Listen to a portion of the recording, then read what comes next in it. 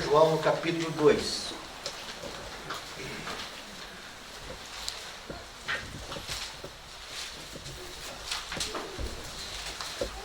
Primeira carta de João, capítulo 2.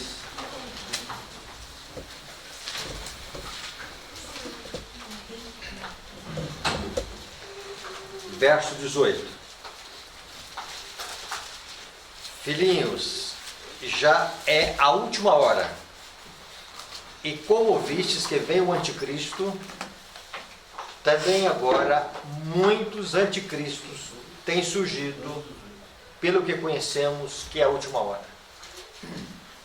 Então, a última hora, ela é definida pela vinda do anticristo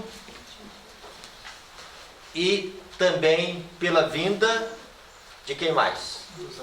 Dos anticristos. Interessante que no verso 19 vai dizer para nós a procedência dos anticristos. Que tristeza isso, né? Eles saíram Do nosso meio. Eles saíram de nosso meio. Veja aqui. Entretanto, não era dos nossos. Se tivessem sido dos nossos, teriam permanecido conosco. Todavia, eles se foram para que ficasse manifesto que nenhum deles é dos nossos. Irmãos, isso aqui é realmente uma das coisas mais tristes que a gente encontra na palavra de Deus. O que nós encontramos aqui? Hoje, no tempo que se chama hoje, e esse hoje nós vamos definir como sendo dia 28 de agosto de 2021. Hoje, agora. Professos seguidores de Cristo. Na última hora, inimigos de Cristo. Muito se fala do anticristo. Mas João aqui acrescenta para nós os anticristos. Contra aquele que é contra Cristo. Então vamos entender um pouquinho aqui, vamos ver se a gente consegue ter um quadro aqui. Como é que surgem os anticristos? Isso aqui é o momento final. E agora vamos partir para a causa. No Evangelho de Mateus, no capítulo 12, nós vamos começar a estudar aqui algumas coisas para nós entendermos o que Jesus quer nos ensinar. Mateus capítulo 12. Jesus aqui ele vai mencionar para nós algumas coisas deveras interessantes. Alguém quer ler para nós o verso, a partir do verso 22? Você vai lendo e em algum momento eu posso interromper alguma coisa aqui para a gente definir algumas coisas aqui, tá?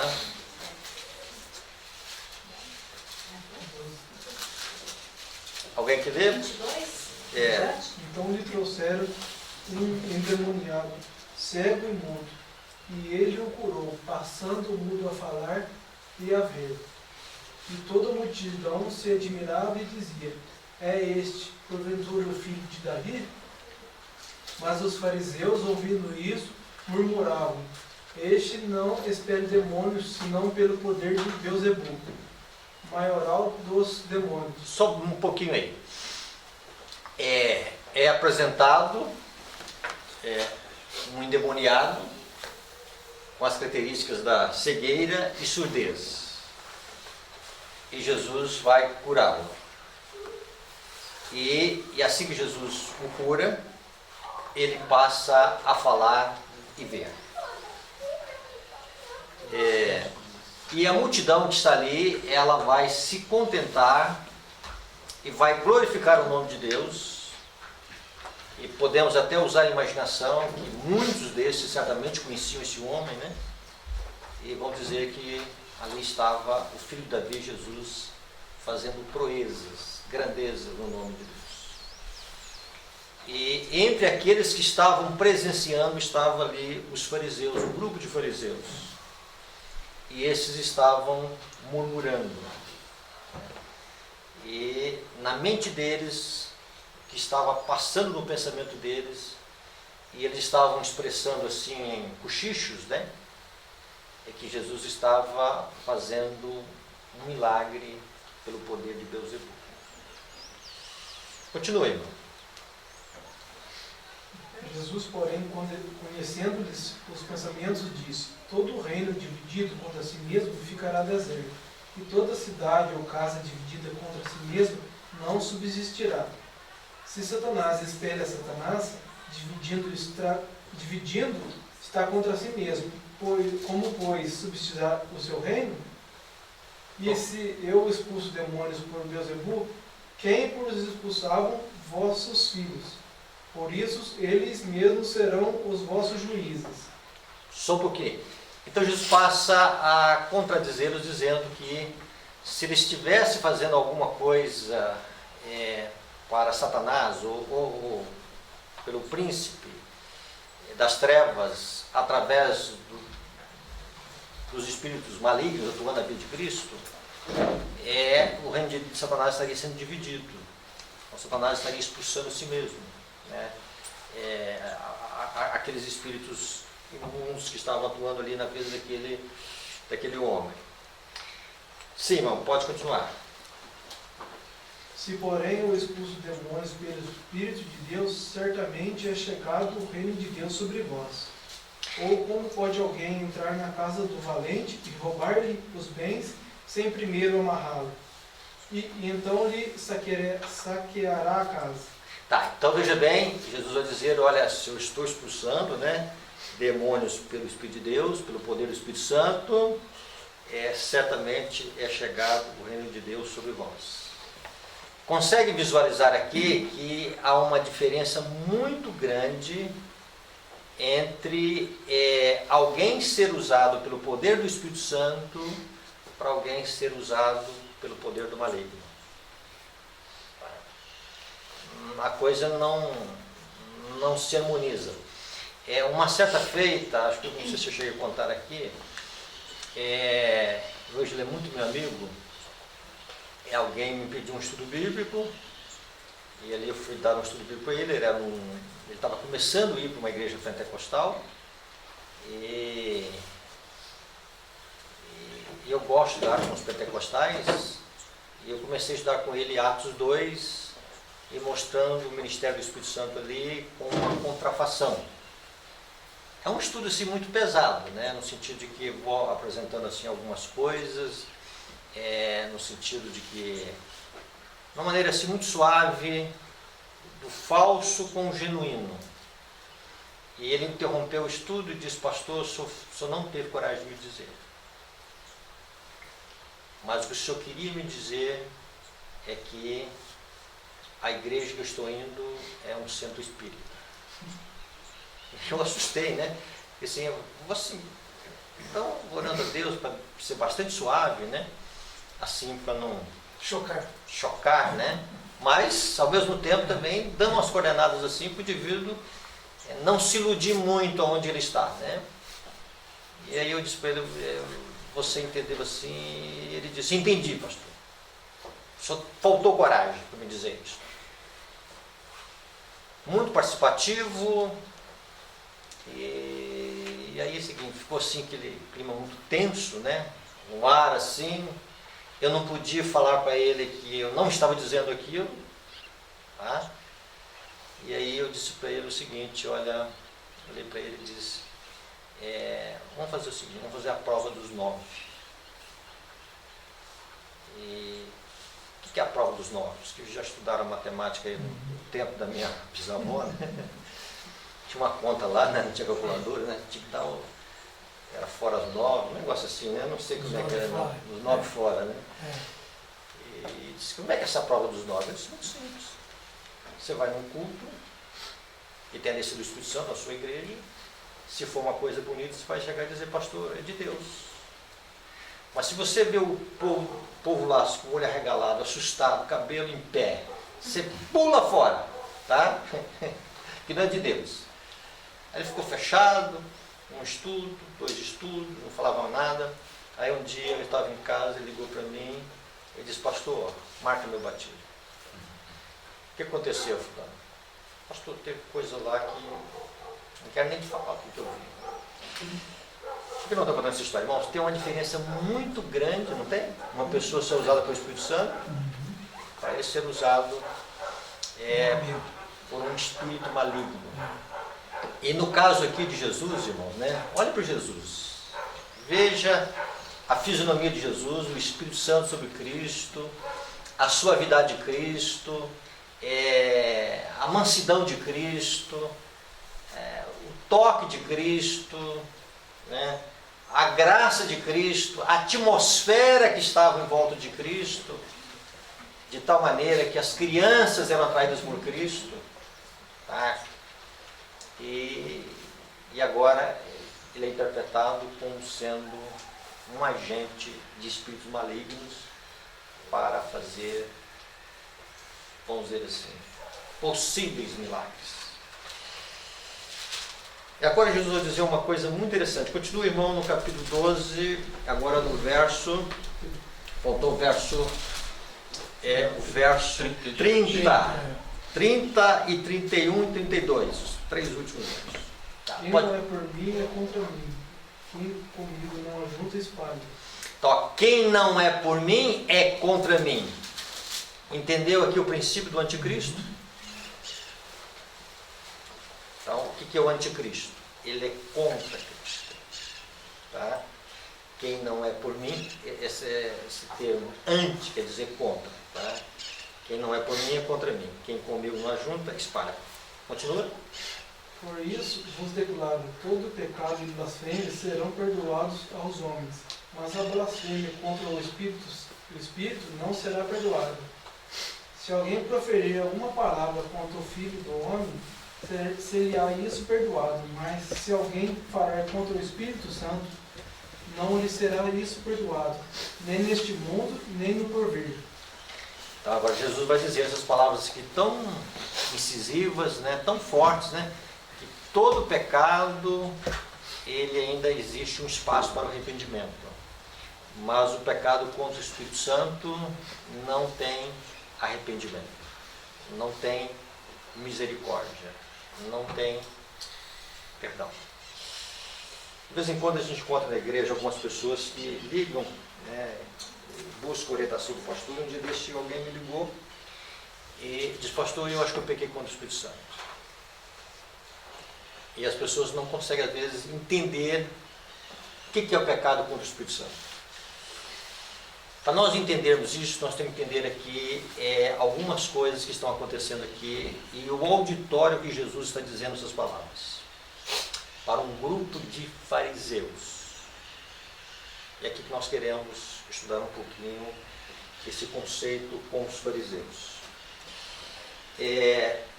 Vamos ver algumas coisas que vão acontecer no ministério de João Batista. Alguém quer ler para nós? Nós temos aqui 3 passagens bíblicas, né?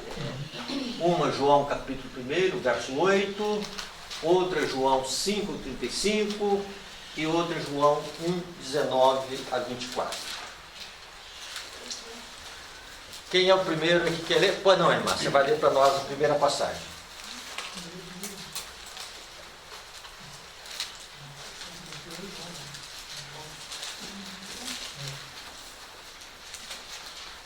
Quem vai ler a segunda?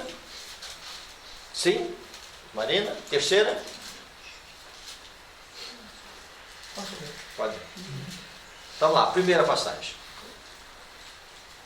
Ele não era luz, mas veio para que testificasse da luz. Tá? João Batista não era a luz. Quem é a luz? Jesus. Mas ele veio para que testificasse da luz. João 5, 35.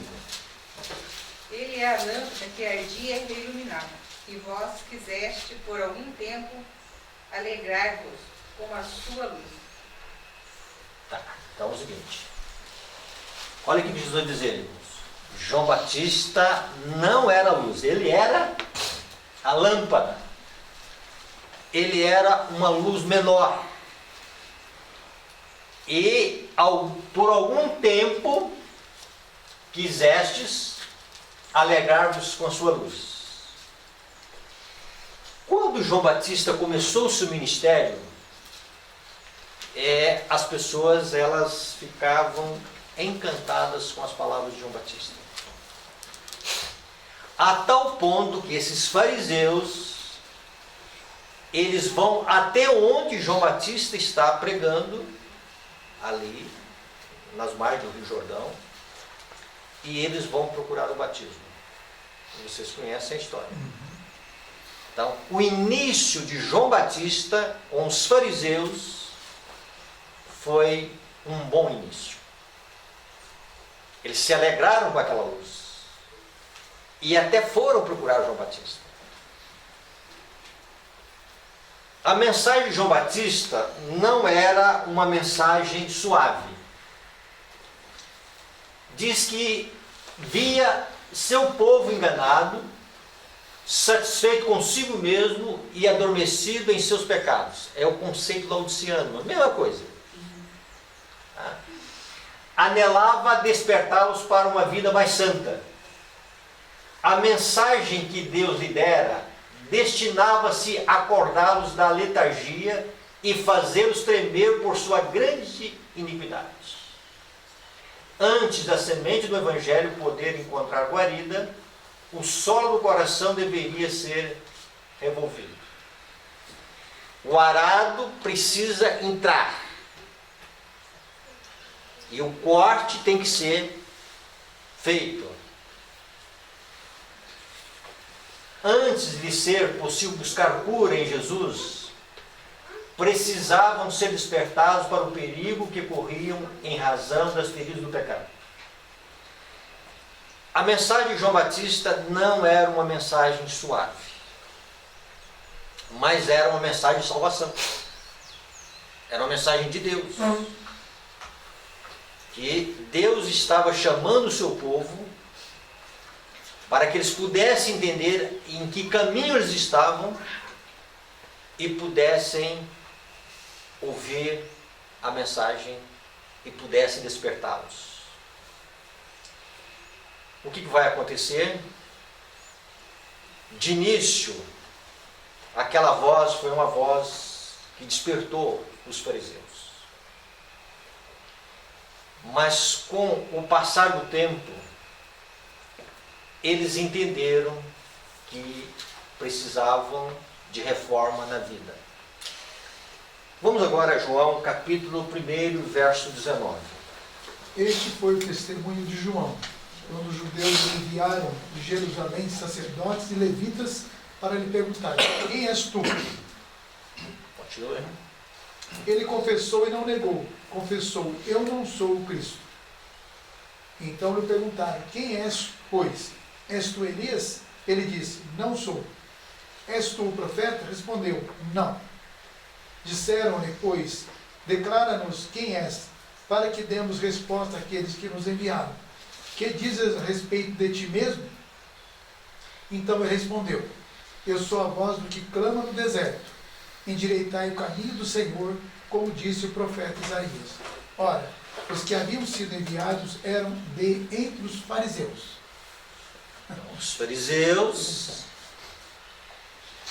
fazem um grupo lá, uma comitiva lá, e vão até João Batista. Quem és tu? Um profeta?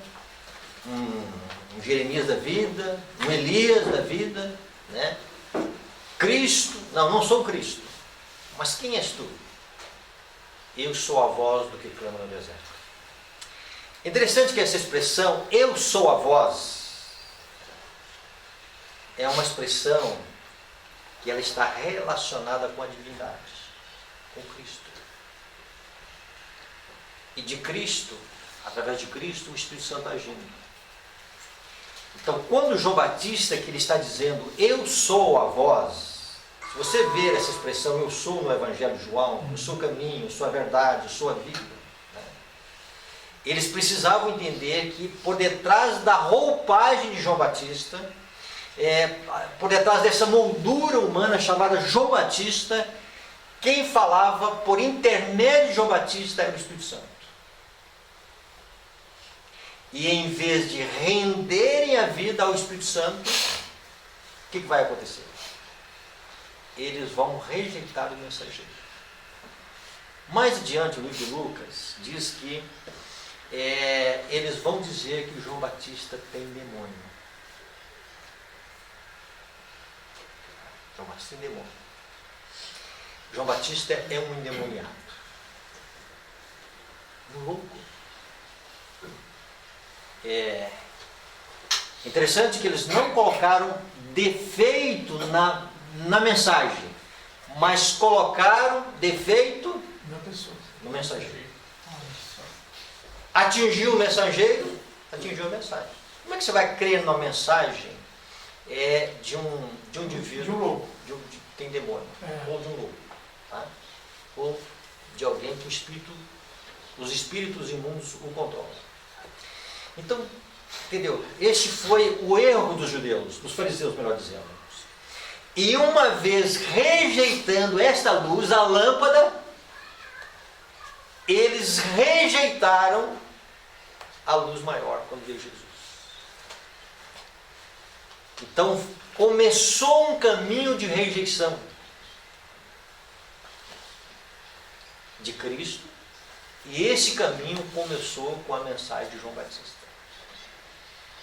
Se eles tivessem visto João Batista como um mensageiro de Deus, um homem cheio do Espírito Santo, e discernisse quem falava por intermédio de João Batista era o Espírito Santo, a mensagem era de Deus, eles não preocupariam tanto com o mensageiro, mas com a mensagem. E eles estariam abertos ao poder do Espírito Santo, e eles entenderiam o ministério de Cristo através de João Batista. Então, quando João Batista apontou, eis o Cordeiro de Deus, que tira o pecado do mundo, né? Quem falava por intermédio de João Batista era o Espírito Santo. E os fariseus tiveram essas dificuldades.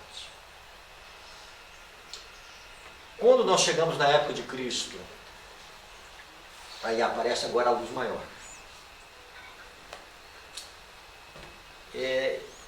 Eu fico imaginando Jesus pregando.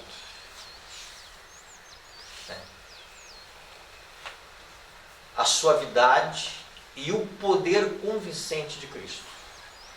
Jesus não era um eloquente orador.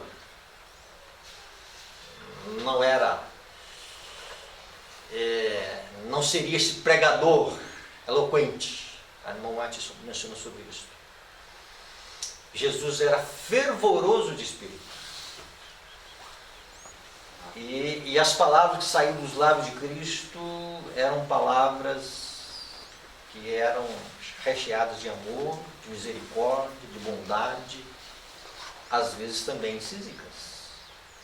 Jesus nunca omitiu a verdade, mas sempre ele falava a verdade com amor. Então imagine os primeiros contatos que esses fariseus tiveram com Cristo.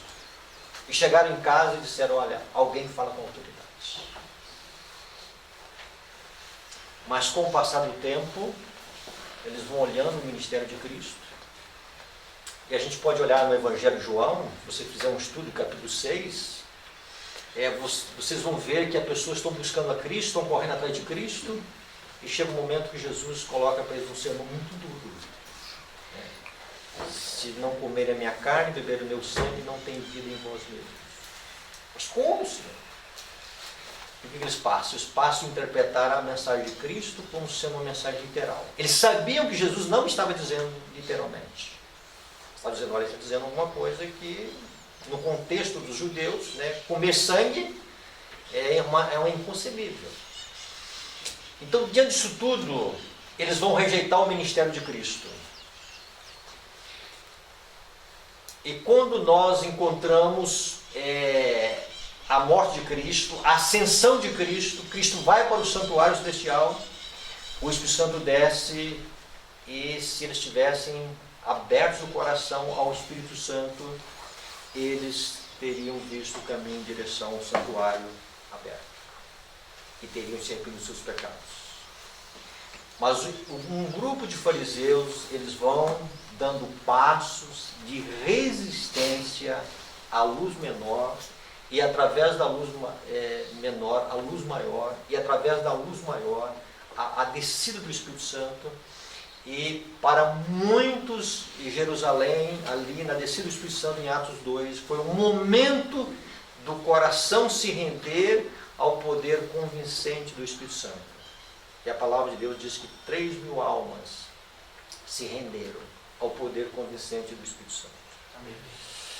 Mas a palavra de Deus também registra que muitos ali olharam, né, para os apóstolos cheios do poder do Espírito Santo, que vão dizer: estão embriagados.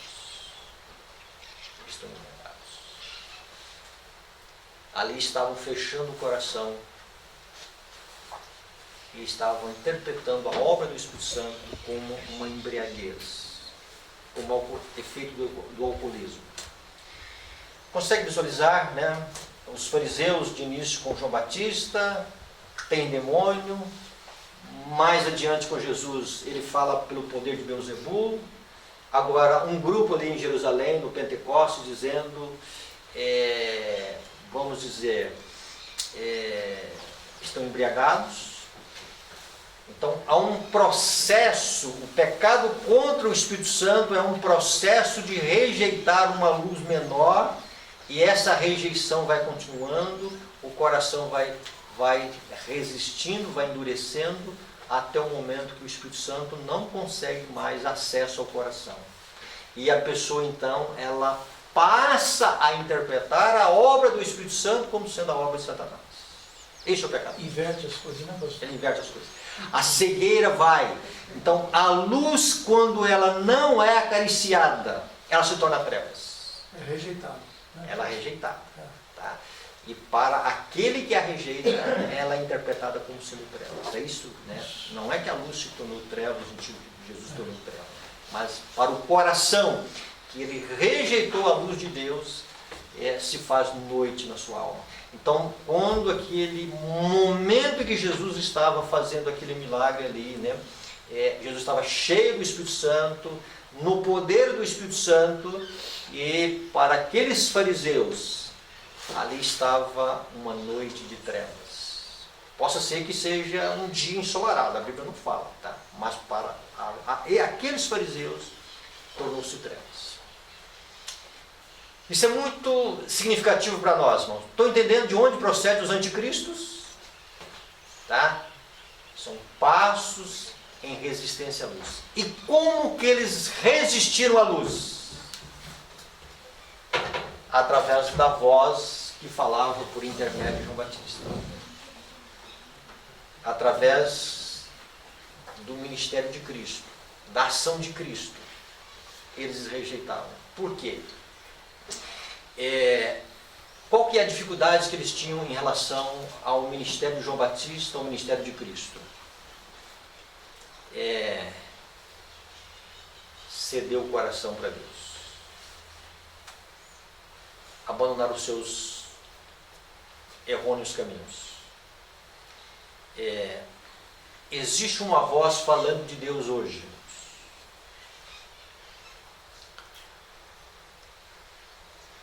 Existe uma voz dizendo: este é o caminho, andai por ele.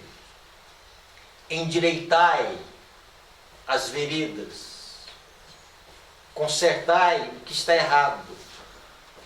Então, a vida de João Batista era uma vida de reforma.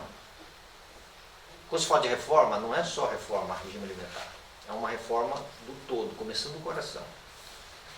Que a graça de Cristo faz. E muitos não vão abrir o coração a esta voz. Então a luz vem através de uma voz. Interessante, ele fala de luz, a gente está pensando que luz é uma luz, né? Mas nós temos que entender que essa luz vem através de uma voz. a mensagem do terceiro anjo, ela é uma mensagem de luz. E é uma mensagem de um voo progressivo, de um caminho progressivo, de passos que são dados em direção sempre ao propósito de Deus. Então Deus está chamando a cada um de nós para que nós possamos nos despertar da nossa condição espiritual, do nosso adormecimento, e possamos entender os nossos erros e faltas, para que nós possamos encontrar refúgio na pessoa de Jesus. Mas em vez de nos aproximarmos da luz, existe o perigo de nós querermos esconder da luz, porque a luz ela vai sempre revelar aonde nós estamos errados. Só terminar aqui esse raciocínio, depois eu vou dar assim, essa oportunidade para nós expressarmos, né? Então, dentro desse aspecto, irmãos, existe uma crise. É uma crise que foi revelada na vida dos fariseus, uma crise que ela acontecia dia a dia, e ela então estava tendo um desfecho naquele ato de Cristo fazer aquele milagre. Mas era o dia a dia que estava acontecendo uma crise. Então Jesus dizia: quem não é por mim, é contra mim. Quem comigo não se ajunta, espalha. Então, o que nós podemos visualizar disso aqui? Dentro desse aspecto, nós queremos aqui abordar algumas coisas em relação à obra do Espírito Santo. Os fariseus estavam passando por uma crise sem entender que eles passavam por uma crise. Eles estavam tomando decisões no dia a dia sem eles entenderem que aquelas decisões eram decisões que iriam acarretar consequências eternas para eles. Muitas vezes, quando se fala de selamento na igreja adventista, tá? E a mãe não falou um pouquinho sobre isso, selamento tem um ato final, mas selamento também tem um ato diário. Processo, né? É um processo. Sacudidura tem atos aí, né? Quando vier o decreto, vai voar, a pá é seca, né? Na chuva serôdia tem também o aspecto da sacudidura, mas nós temos que entender essa sacudidura, irmãos, é um processo que está ocorrendo. Tá? Se eu não estou se ajuntando a Cristo, se eu não estou decidindo por Cristo, eu não estou ficando neutro. A mensagem do revivamento e reforma está vindo à igreja. Se eu não estou dando passos para lá, eu estou dando passos para cá. Ninguém está ficando no meio termo. Não existe isso. Tá? Então, o que acontece?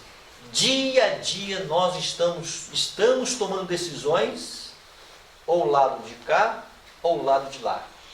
Então, quando a gente lê 1 João, de que saíram, lá no final, saíram porque não eram dos nossos, é porque passos foram dados em rejeição a tudo aquilo que Deus queria que houvesse de bom na vida dos seus filhos. Pode falar. Então, é que o senhor falou que uma coisa que os fariseus viram em Jesus e João é que eles tinham que entregar o coração a Deus. Sim. Total. Né? Não era só uma capa. Mas a outra coisa também que eu vejo é que, até coisas que a gente lê, é que eles tinham um preconceito com relação a João e Jesus. Eles não foram doutrinados pelas escolas rabínicas, certo? Então, João ficou mais no deserto, a gente fala. E que o deserto era uma escola para ele. E Deus, o Espírito Santo, falava com ele. Jesus também. Então, isso também foi mais um problema para eles. Olha, ele não conhece, ele não tem teologia, ele não tem mestrado, ele não tem doutorado. Como é que ele tem essa autoridade para pregar na igreja e falar isso? Certo. Esse foi um dos casos. Podemos começar assim, tá? Mas eles vão olhar para Cristo, eles vão ter contato com Cristo, vão ter contato com o Batista, e em vez de se renderem à mensagem de Deus, vão rejeitar. Então, irmãos, nós vamos analisar aqui alguns tópicos, rapidamente, em relação à obra do Espírito Santo. o ministério do Espírito Santo ele faz e fará diferença nesses últimos dias. A orientação profética é que nesses últimos dias ela diz que o povo de Deus precisa entender e compreender como nunca o ministério do Espírito Santo. Quer dizer, não podemos falar de chuva serôdia se não entender o ministério do Espírito Santo. Nós não podemos falar de selamento, de alto clamor, sem entender o ministério do Espírito Santo. Nós não podemos sobreviver nesses últimos dias sem o ministério do Espírito Santo. Nós não podemos entender a grande obra que Deus faz, está fazendo e fará com cada um de nós se nós não entendemos o ministério do Espírito Santo. Por isso há nas trevas uma tentativa de ofuscar a obra do Espírito Santo. E aqui nós queremos ver alguns pontos de como que o Espírito Santo é rejeitado. Se fala muito da pessoa do Espírito Santo, o Espírito Santo sendo uma pessoa, não vamos entrar muito nesses detalhes. Vocês já ouviram muitas palestras, vocês já sabem muitas coisas nesse sentido. Tá? O Espírito Profecia coloca para nós que a natureza do Espírito Santo é um mistério. Se é um mistério, o Jorge, o filho da Cornélia, não vai entrar. Tá? Ele é muito pequeno, ele não tem condições de explicar. O que eu tenho que fazer? Aceitar pela fé que o Espírito Santo é uma pessoa, como está escrito na Bíblia, Profecia. Só isso. Mais nada. Tá? Alguns lampejos o dom profético dá para nós. Opa, até aqui eu posso ir. Mas aonde Jesus quer que a gente demore na pessoa do Espírito Santo? Na função do Espírito Santo. Aí eu posso dar 24 horas. Tá? O Espírito Santo quer me convencer do pecado, ele quer me convencer da justiça, ele quer me convencer do juízo. Então, a obra do Espírito Santo, quando você vai para João 16, ali ele virá para convencer o mundo do pecado, da justiça e do juízo. Do pecado porque não crê em mim, da justiça porque vou para o Pai e não me vereis mais. Então, para nós termos um conceito de justiça real na vida, nós temos que ter um conceito do pecado, da gravidade do pecado na nossa vida, e nós tem que ter um conceito que essa justiça, a única justiça, o único padrão de justiça que Deus aceita é o de Cristo. Este é o padrão autêntico, né? É Jesus, nossa justiça. E do juízo, porque se nós não apoderarmos a justiça de Cristo, nós vamos receber a mesma condenação que o inimigo já está condenado. Tá? Mas para nós existe uma segunda chance. Tá? Para nós existe uma misericórdia. Por que para nós existe uma misericórdia? Porque Satanás não existe. Porque Satanás não foi enganado. Ele vivia ali diante do trono de Deus. Um querubim de luz. Ele teve tempo, ele teve oportunidades para voltar do seu mau caminho, mas Adão e Eva foram enganados e nós estamos aqui, né, recebendo essa consequência. Então Deus está dando para nós uma segunda chance. Na realidade, Satanás teve a oportunidade. Sim, ele teve a oportunidade, mas depois que ele se rebelou lá, né, aí fechou a misericórdia para ele. Tá? E nós fomos, junto com Adão, nós estamos aqui nesse mundo de pecado, né, e tendo essas dificuldades, e a graça de Cristo operando a nossa vida para nos erguer, e Deus nos dando uma segunda chance. Então vejam bem, irmãos, e o ministério do Espírito Santo é ele que vai nos atrair, né? É ele que vai nos convencer, é ele que vai dizer para nós o que é pecado, ele para nós vai dizer o que é justiça, e ele vai dizer para nós acerca da nossa condenação, para que a gente encontre refúgio na pessoa de Jesus. Então este é o ministério. Mas Jesus fala também que o Espírito Santo, né, é interessante, ele diz que ele convencerá o mundo. A obra do Espírito Santo, ela tem um convencimento do mundo. Mas Jesus está dizendo o seguinte, né? Ele vos guiará a toda a verdade. Então, para aquele que é convencido do pecado, da justiça e do juízo, agora o que acontece? O Espírito Santo quer guiá-lo à verdade. A verdade como ela é em Jesus. Quando existe a verdade como ela em Jesus, ela é uma verdade santificadora. Ela é uma verdade viva. Ela é uma verdade transformadora. Ela é uma verdade que ela não deixa a vida como ela está. Ela vai produzir um crescimento espiritual. Amém. Então nós precisamos da verdade, mas nós precisamos da verdade como ela é em Jesus. E o Espírito Santo é aquele que apresenta essa verdade como ela é em Jesus. Mas por que então nós temos tanta dificuldade em relação ao Espírito Santo? E aí Jesus continua dizendo, né? Ele me glorificará. Ele toma o que é meu, o que é de Deus, e mostra o coração. Então, o Espírito Santo não vem para glorificar o humano. Ele não vem para, vamos dizer assim, mexer no nosso coração e dizer, olha, Jorge, você é um bom cristão. Ele não vem para isso. Ele não vem para fazer elogios para a nossa alma. Ele vem o seguinte, para nos confortar, para nos alegrar, para nos firmar na verdade, mas ele vem para corrigir aquilo que está impedindo a glorificação de Cristo. Aquilo que está impedindo o caminho de Jesus se manifestar de uma forma, vamos dizer assim, triunfante sobre a igreja dele aqui na terra, né?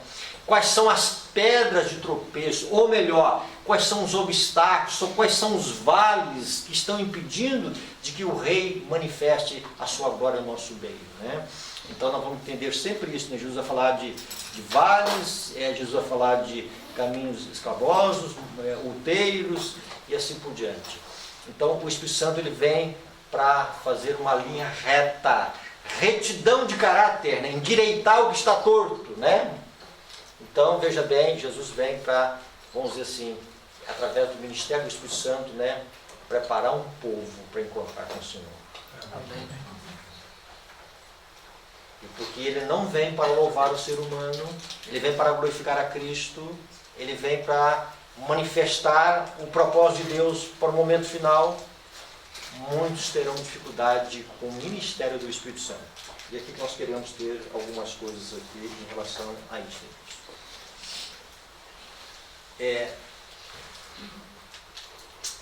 Assim como foi Cristo glorificado no dia de Pentecostes, assim será novamente glorificado o encerramento da obra do Evangelho, quando ele preparar um povo para suportar a prova final na última batalha do grande conflito. Tá? Então, Jesus foi glorificado no Pentecostes e ele será glorificado agora nos nossos dias. João 18, Apocalipse 18. Tá? Então, Cristo foi exaltado, Cristo foi glorificado pelo poder do Espírito Santo que repousava sobre os discípulos, tá? Sobre aqueles homens ali em Jerusalém. Então, alguém me perguntou, acho que é Gilberto, né? Me perguntou sobre a questão dos bens na chuva serôdia. Na parábola do comerciante que comprou a pérola de grande valor, diz que ele vendeu tudo. Se ele vendeu tudo, ele ficou com nada para adquirir a pérola de bom preço. Então, na chuva serôdia, o povo de Deus está desprovido de bens materiais, mas encontraram tudo, encontraram Cristo. A glorificação de Cristo se dá também na chuva serôdia. Então, dentro desse contexto, irmãos, o ministério do Espírito Santo ele precisa ser valorizado em nossa vida. Então, entre esta glorificação de Cristo, que é a chuva serôdia, e aqui existe um caminho.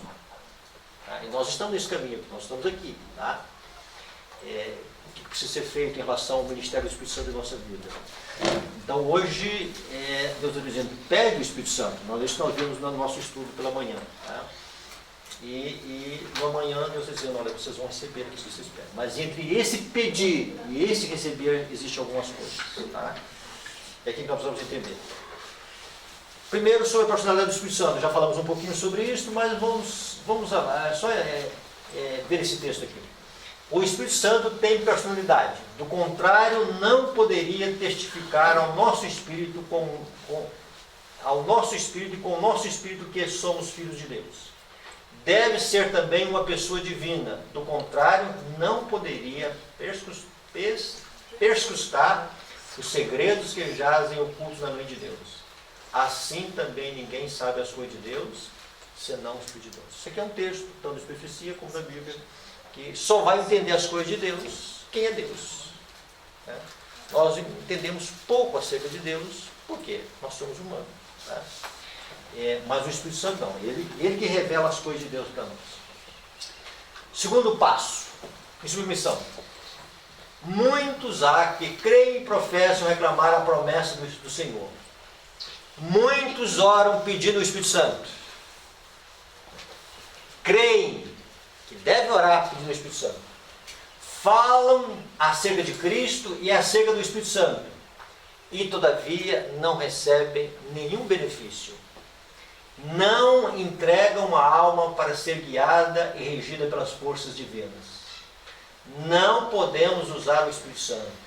Ele é que deve servir-se de nós. Mediante o Espírito opera Deus e seu povo, tanto querer como efetuar, segundo a sua boa vontade. Mas muitos não se submeterão a isto, querem dirigir a si mesmos. É por isso que não recebem o celeste dom. Então, unicamente os que estão esperando humildemente em Deus e cedendo o coração para que sejam guiados pelo poder do Espírito Santo, são esses que vão receber o Espírito Santo. Outro ponto, irmãos, da rejeição do Espírito Santo é o dom profético. Os testemunhos do Espírito de Deus são dados para dirigir os homens à sua palavra, que tem sido negligenciada. Ora, se suas mensagens não são ouvidas, o Espírito Santo é excluído da alma. Estão entendendo? Deus está dando mensagem através do dom profético. Mas se o coração rejeita, para mim um dos textos mais fortes, né? Diz que o Espírito Santo é excluído da alma. Que outro meio tem Deus em reserva para atingir os errantes e mostrar-lhes sua verdadeira condição. Irmãos, por que nós precisamos do Espírito de profecia? Deus olhou para a sua igreja, a igreja remanescente, a igreja dos últimos dias, e Deus queria que a sua igreja tivesse uma visão bíblica, acima de todas as igrejas, uma visão doutrinária e uma visão de correção de onde nós poderíamos errar em direção às coisas de Deus. Onde nós estaríamos dificultando a nossa relação em apresentar para o mundo a semelhança com Jesus. E Deus deu o dom profético. E o que as pessoas fazem muitas vezes? Diz, não, os escritos das profecias são opcionais. Somente conselhos. São conselhos. São coisas que da época dela tem que colocar no contexto, né? E em alguns momentos até jogam pedra na mensageira. Tá? Eu já ouvi algumas palavras de adventistas chamando a mensageira do Senhor. Ela não vai escutar, ela não pode da terra, tá? Mas estão ofendendo o Espírito Santo. Esquizofrênica, tá certo? Pessoas que se dizem maçonaria, tá certo? Pessoas que se dizem adventistas. Então veja bem, todo ataque é dado ao dom profético. Atacando o dom profético, irmãos, não está atacando a mensageira do Senhor, não, está no pó da terra. Está atacando o ministério do Espírito Santo. Então, o ministério do Espírito Santo, ele pode ser rejeitado quando eu rejeito o Espírito Santo como uma pessoa. Eu posso rejeitar o Espírito Santo falando dele, orando por ele, mas eu não me submeto a ele, e eu posso estar rejeitando o Espírito Santo através do dom profético. Olha quantos caminhos nós temos abertos, né? Em relação nós podemos rejeitar o ministério do Espírito Santo. E ela continua dizendo algumas coisas aqui mais, né? Muito homem professa aceitar os testemunhos, ao passo que esses não exercem influência alguma sobre sua vida e caráter. Não, eu creio no dom profético. E alguns até pregam sobre o dom profético. Tá? Usam até o livro dele, o que agrada, né? E pregam lá na igreja, mas se o espírito de profecias, se as orientações proféticas não está fazendo algum tipo de efeito na vida, irmãos, é descrença. Falso revelamento. O inimigo não vai entregar a chuva cerúlea sem criar obstáculos. Tá? Para toda ação de Deus tem uma contra-reação. As coisas que descrevestes, como ocorrendo em Indiana, Estados Unidos, o Senhor me revelou que haviam de ocorrer imediatamente antes da terminação da graça. Demonstrar-se-á tudo quanto é estranho. Haverá gritos com tambores, música e dança. Os sentidos dos seres racionais ficarão tão confundidos que não se pode confiar neles quanto a decisões retas. E isso será chamado operação do Espírito Santo. É o inverso lá. Né? Aqui é o diabo fazendo e eles dizendo que é o Espírito Santo. Lá Jesus fazia e eles diziam que era o diabo. Diabo. Olha só. Então, entenda lá fora, no mundo aí fora, tá? A minha menina, a outra, né? Ela teve uma colega de quarto, no NASP, né? Ela foi no retrasado. Então teve alguns mega eventos aí em São Paulo, não só em São Paulo, mas em Brasília, várias igrejas, né? Se juntaram lá com grandes pregadores. Aí foi uma jovenzinha a um desses encontros e ela falou, ela voltou de lá maravilhada, né? E minha menina então perguntou o que aconteceu lá. Não, porque as pessoas lá, elas rolavam, gemiam, choravam, né? E ela disse, agora sim, agora eu tive um encontro com Jesus. Puxa, que lindo, hein? Isso lá fora. Aqui dentro está sendo feito um caminho, está sendo preparado para que os sentidos vão ficar tão confundidos que as pessoas vão dar isto nome de operação do Espírito Santo. Um falso revelamento. A obra do Espírito Santo, irmãos, não tem nada a ver com agitação. Nada. Não tem nada a ver com excitamento. Nada. Tá? O Espírito Santo, ele só trabalha na serenidade. Ele vem para corrigir as nossas emoções e sentimentos. Nós temos sentimentos e emoções que são danificadas pelo pecado. Né? Nós temos uma herança, um histórico de pecado, um histórico de família, um histórico de ambiente familiar. Então nós carregamos sequelas. E o Espírito Santo ele vem para fazer ali um ajuste. Né? Ele é chamado de consolador, ele é chamado de confortador. O Espírito Santo, irmãos, é aquele que pode realmente trabalhar nessas correntes elétricas do cérebro. É ele que vai trabalhar com o nível exato da serotonina no nosso cérebro. Ele tem esse poder, assim. Ele sabe como é que funciona essa engrenagem ali das correntes elétricas do cérebro. Tá? Então nós precisamos muito do poder do Espírito Santo. Amém. Nós precisamos muito dessa graça do Espírito Santo para colocar nas nossas emoções. Tá? E o culto que o Espírito Santo quer que nós estejamos oferecendo para Cristo, irmãos, um culto racional, um culto em que o coração se rende ao poder convincente de Cristo e olha para Jesus e diz o seguinte: Jesus é o centro de minha vida. Tá? O que nós está fazendo?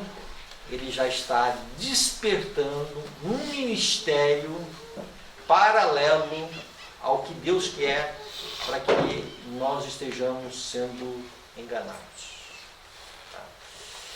Então as coisas não acontecem da noite para o dia. Quando nós temos uma visão na igreja primitiva, como é que começou o culto a homens que no passado eram homens de Deus, que morreram nas mãos do Império Romano, foram mártires e que vão estar no céu. E como é que a igreja então começou a adorar esses homens? Então, não foi da noite para o dia assim. Vamos fazer aqui uma homenagem a Perpétua, que morreu martirizada. Vamos fazer aqui uma homenagem ao Sebastião, tá? São Sebastião, né? Que foi um homem de Deus, né? E como é que vamos fazer aqui uma homenagem? Hoje vamos fazer aqui alguma coisa, vamos fazer uma data aqui relembrando, né, esses mártires. Olha, vamos fazer mais uma coisinha aqui. Olha, quem sabe a gente faz um almoço aqui relembrando, né? Quem sabe a gente faz isso aqui? Quem sabe a gente faz isso aqui? O tempo foi passando, foi passando, foi passando. Olha, esses homens estão no céu. E eles precisam ser agora os nossos intercessores. Então, quando a gente vê o que ela vai dizendo em Diana, não é da noite para o dia, né? Então tem um processo ocorrendo, né? Tem um culto voltado para nós, né? Que mensagem eu vou ouvir nessa manhã? Vamos para a igreja pensando numa mensagem. O que o pregador vai falar para mim? Cristocêntrico ou antropocêntrico? Tá. Então o centro passa a ser um homem, né? E se ele falar alguma coisa que eu devo consertar, esse pregador não presta. Tá? Mas se ele fizer lá alguma coisinha que ele agrada os meus ouvidos, né? Encanta os meus olhos, esse homem é de Deus. Tá? O pregador é de Deus. Tá? E aí o que acontece? Mas se ele falar de revivamento e reforma, tá? Aí vem uma música, né? Eu um dia desse eu estava numa igreja e ia cantar uma música, né? Soube que ele me amava. É uma música que ela é do estilo agora, tem um estilo diferente agora. Agora nós estamos entrando no estilo gospel romântico. Então agora o que eles estão cantando agora? Estão cantando músicas românticas. Política cristã. Tá?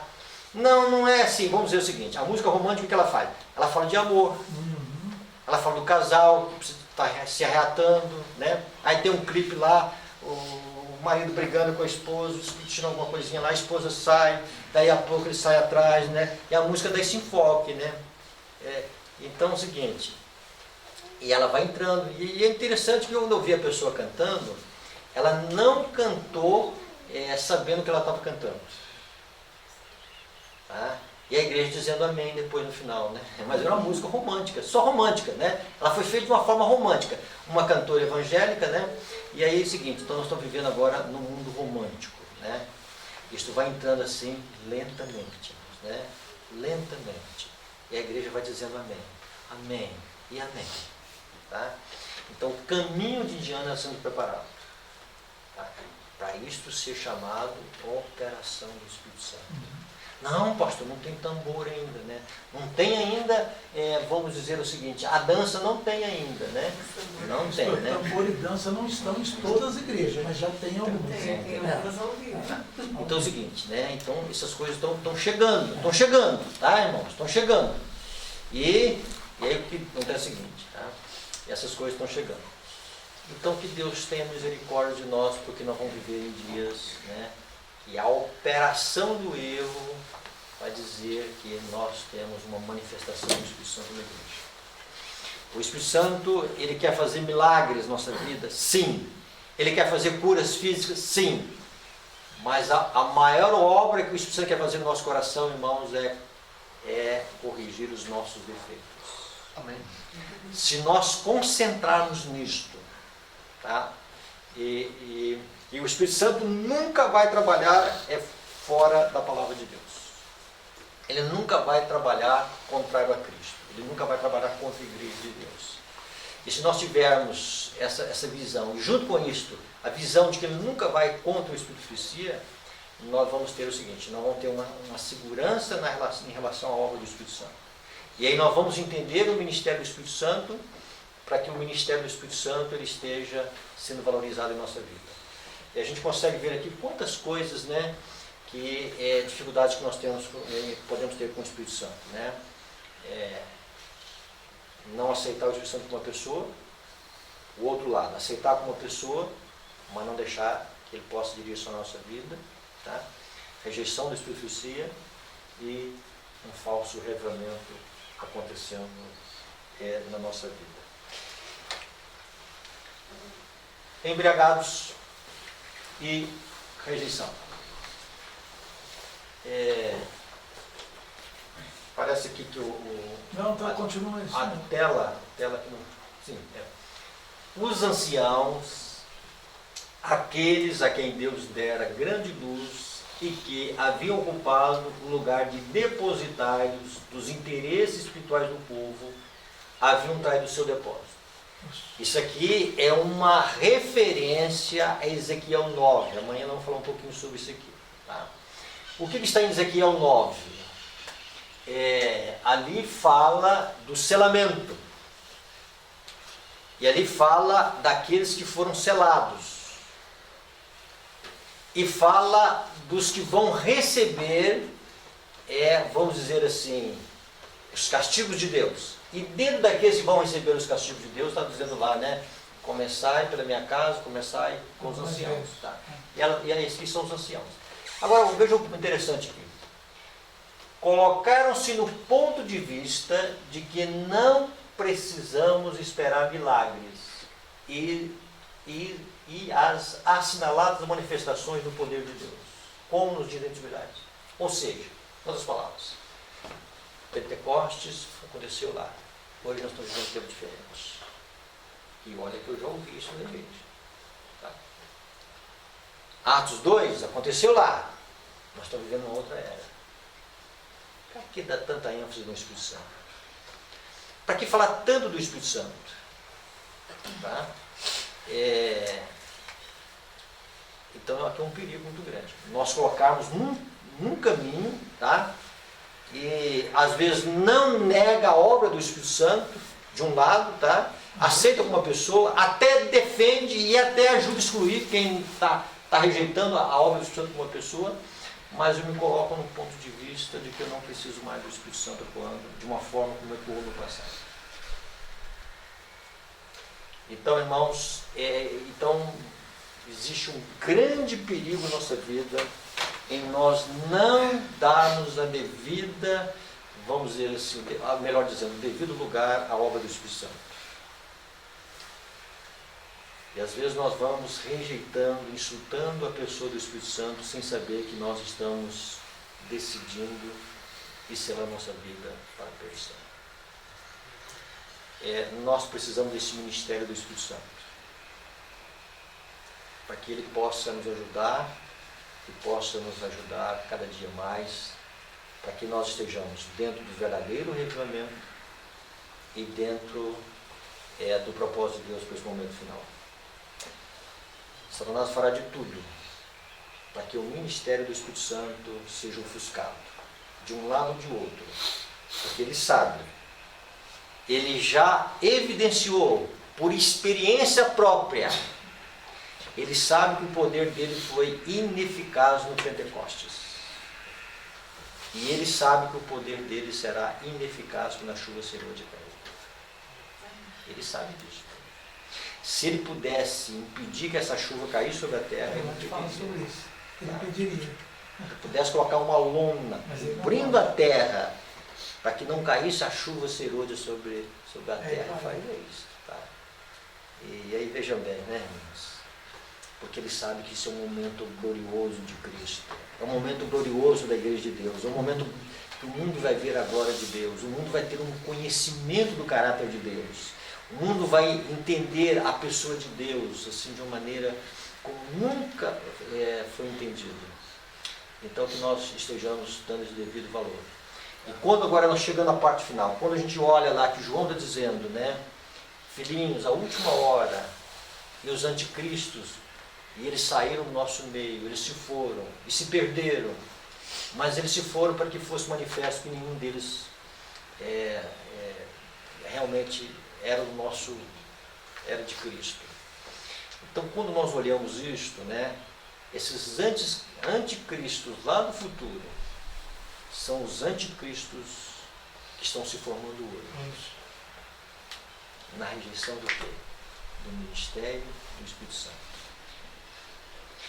Porque se os fariseus tivessem olhado para Cristo para a fisionomia de Cristo e entendesse que o Espírito Santo conduzia a Cristo, eles não teriam dito que, vamos dizer, ele falava por Deus e tudo. Eles teriam se rendido, aberto o coração, mas foram resistindo até que o coração endureceu.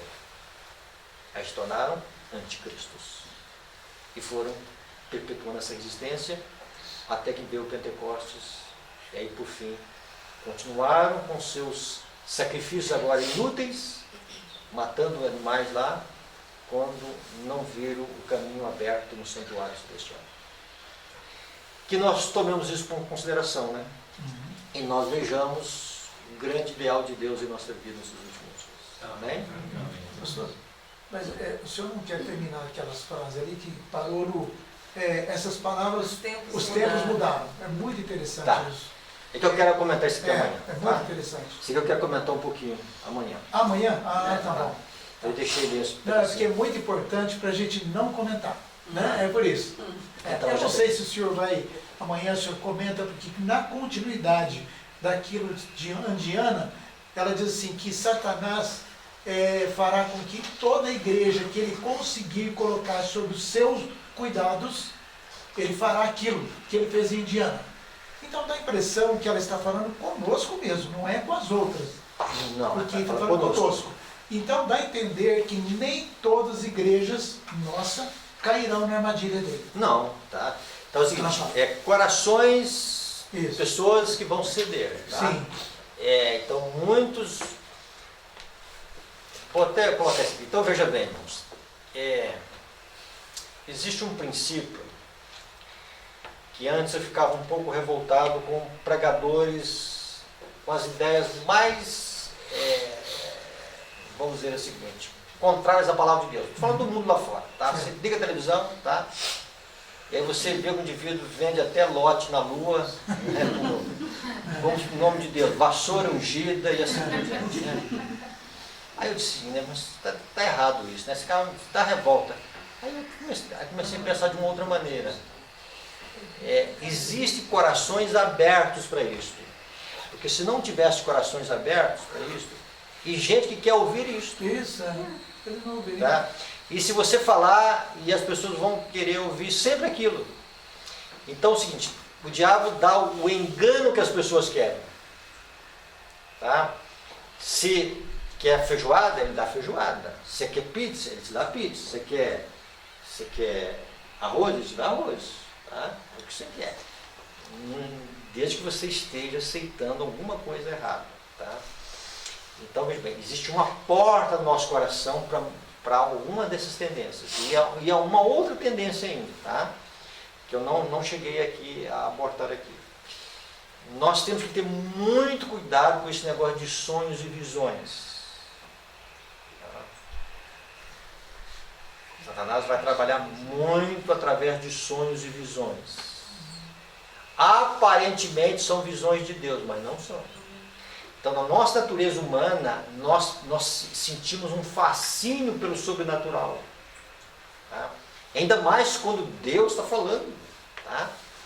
Então, nós temos que ter muito cuidado com isso. Nós temos alguns irmãos nossos já sendo ludibriados com essas coisas.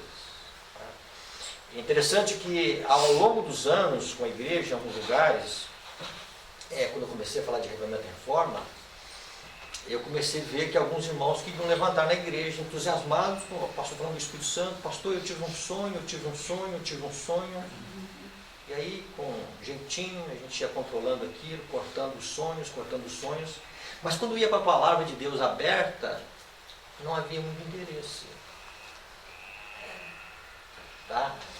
Então, veja bem, não tenha avidez por sonhos e visões.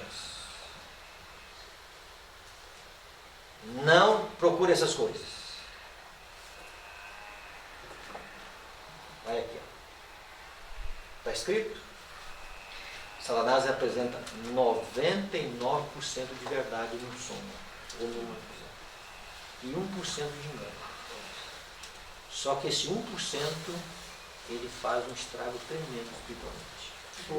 Não estou sentindo também. Esse é outro problema da Então é o seguinte, nós não temos Deus que está me sentir. falando. Meu coração não está me O sentindo. coração enganoso. Então é o seguinte, nós temos que ter essa visão. Nós temos que ter uma vida pautada na palavra. Está na palavra, é segurança para nós. É. Tá? Posso um dia que Deus vai dizer alguma coisa para nós? Podemos dizer, mas não é isso que deve reger a nossa vida. Isso. Tá? Não é isso que deve ser o dia a dia da nossa vida, mas a palavra de Deus. Porque o Espírito Santo quer pegar a palavra de Deus. O inimigo, sabendo disso, ele quer colocar outras coisas em nossa vida. Tá? Pastor, mas inclusive existe já um falso movimento na igreja mesmo, que nesse movimento é o MASC, né? Momento social com Cristo.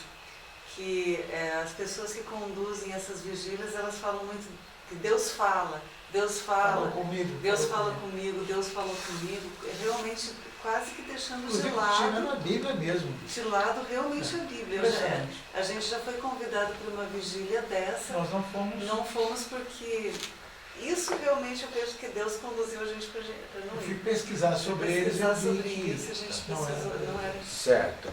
Então, assim, existe já assim, vários segmentos, né? Existem pessoas já, tá? Que elas estão dando ouvidos a vozes, né? E a Bíblia diz que muitos darão ouvidos a vozes de espíritos enganadores, tá? Nos últimos dias. A Daisy. Escalante. Calante, é outro caso. Profetiza. Então, veja bem. Então, nós não precisamos mais de orientação profética. O que tem nesse profecia, mas muita coisa para a gente assimilar, né? E quando eu olho assim, a visão profética que Deus deixou para nós é muito grande, irmãos, é uma bênção muito grande. Nós não temos que Tem conteúdo demais. mais, né? Nós não temos que não dar conta de buscar essa orientação. Não é de mais luz no sentido de que coisas escritas e sonhos através de visões não precisam. Nós precisamos o seguinte, é submeter a nossa vida ao poder da palavra de Deus e ver as orientações proféticas para os nossos dias e entender o que Deus está falando na nossa vida. Tá? Precisamos do Espírito Santo, precisamos da sua orientação, da guia do Espírito Santo nesses últimos dias. Então, só algumas ideias aqui para os irmãos visualizar o seguinte: por que algumas pessoas lá fora, aliás, no futuro, melhor dizendo, vão ser considerados anticristos? Tá? Porque eles deram passos em rejeição ao ministério do Espírito Santo. E mais tarde estarão contra Cristo. Ninguém vai estar no meio termo no final. O mundo vai dividir em dois blocos, ao lado de Cristo e contra Cristo. Interessante, pastor, que há uns 5 meses atrás, né, eu tive uma visão de um anjo, sabe? Iluminou todo o meu quarto, né, mas era lindo demais